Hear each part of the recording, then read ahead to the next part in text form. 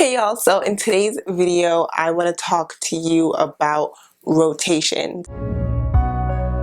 I used to always worry about what people thought of me and would try so hard to live by society's standards.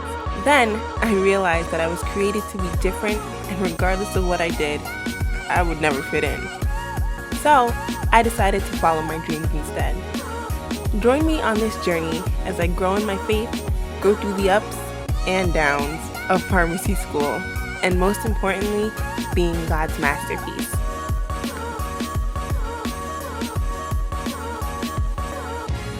So if you are in pharmacy school, you definitely are familiar with this word. If you are not in pharmacy school yet, rotations are pretty much experience that you're able to get in different areas of pharmacy, so that way it can help prepare you when you graduate and actually go out into the working field.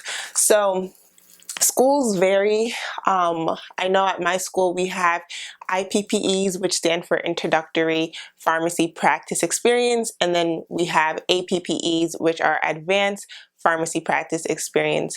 So the IPPEs, at least at my school, it was after our first year in the summertime. We did 1 3-week rotation at a community pharmacy, and then after the second year we did a 3-week rotation at an hospital or institutional setting. So your APPEs are a little more broad. They don't just focus on community and institutional, they focus on all areas of pharmacy. You don't get to do all areas, but you get to see a lot more than what you usually see anywhere. I'm currently in my last year of pharmacy school, so I'm doing my APPE rotations. I am in my 4th rotation. I start my 5th one next week.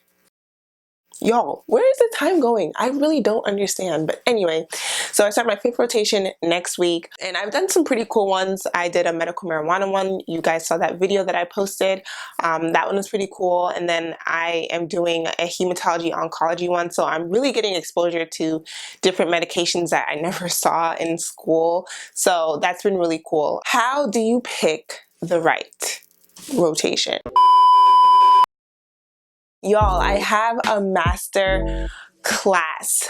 For those of you who are nervous about interviews, who get scared, who don't know how to answer tough questions, who just get nervous at the fact that they have an interview, I am here to help you. My master class also involves a one-on-one session with me if you choose to have one, and this can really help you to practice. I will provide feedback so that way it can really help you to master your interview. All the information is in my description box below, so make sure you check it out so that way you can be on your way to your dream job, to your dream rotation, to your dream residency, whatever it is that you are having an interview for. So check out the link in my description box so you can master your interview. When thinking about rotations, it could be scary. You're just like, oh my gosh, what am I gonna pick? How's this gonna work? So some advice that I can give for those of you who are thinking about rotations. I know at my school, some of them were mandatory, but some of them, like, you were able to pick, like they gave a master list of all these different rotations. And so you were able to pick from that. So the first thing that I will say is location. Location, location, location. When I had to decide on my APPE rotations, I knew that I wanted to be home. So I looked for rotations that were in my area. Location is really important because it can really set the scene for, you know, your rotation. Like, this is going to be somewhere that you're going to be for 6 weeks. If you don't like the location, you're gonna have to deal with that for 6 weeks, and that can be really difficult. And also some other things to think about, like, you know, travel, like how you're gonna get there. Like, although I'm in New York, I didn't want to pick any in the city because for me to travel there, it'll take some time, and I just didn't want to have to wake up any earlier than I need to, so I did not pick any in the city. Actually, that's a lie. I have one in the city, but it's my last one, so hopefully it like, I don't know, hopefully it won't be too bad because it's my last one, so I'll have that drive, like, okay, just get through this and then you graduate. So yeah, but you're gonna be at this location for 6 weeks, so you definitely want to think about how you're gonna get there. You want to think about if this location is somewhere that you want to be, if you like it. If you've never been there, I definitely would look into other individuals who have done that rotation in that location to see if it's something that you think would be a right fit for you. Another way that I picked my rotations is I went based off of classes that I struggled in. So some of the classes that I really had a difficult time in was respiratory and endocrinology. I don't know why, but those classes were just really hard for me. So when picking rotations, I didn't want to just pick the easiest ones to get like an easy A, but I really wanted to take advantage of the whole point of rotations, and that's to learn and to grow in your knowledge. I'm a very visual, hands-on learner, so I knew that my rotations would really help me to learn a lot more than I was able to in those classes. So I picked a respiratory rotation, and I'm so happy that I did because I learned so much more and I was really able to get a better grasp on that content. And I have an endocrinology rotation, and I really want that because diabetes and all of that, it's a lot. And so having a rotation in that, I'm hoping that it will really help me to understand a lot better and to like maybe even see patient cases and have a better understanding of how the drugs work in that disease state. So if you're looking into picking a rotation, pick a rotation for a class that you struggled in. You know, don't take the easy way out just because you want an easy grade, you want an easy rotation, but have a rotation that challenges you, because this will help you not have to study as hard.